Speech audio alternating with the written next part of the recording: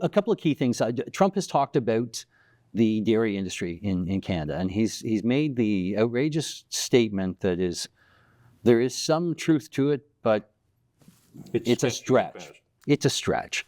In the last agreement that he negotiated and he signed back in 2018, they agreed to a 250% tariff on dairy products coming from the United States.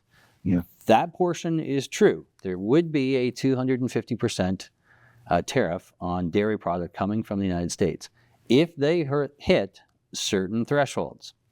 One of them is 11 million gallons of milk.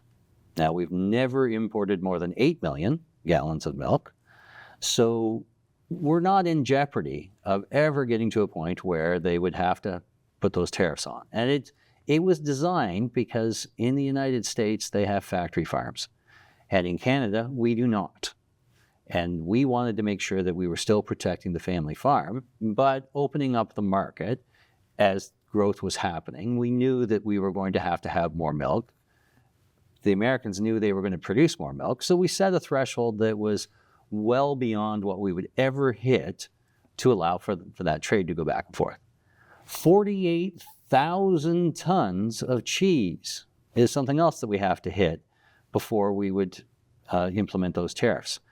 My understanding is that we've never hit 20,000 tons of cheese coming in from the United States. So for him to say that we're destroying the American dairy industry because of these tariffs is so far from the truth that you can't even see the truth. Why would we want to import that much cheese? We make great cheese ourselves. We do. And if Canada's population doubled or tripled in the next 5 years, then maybe we would import that much, but that's not going to be the case.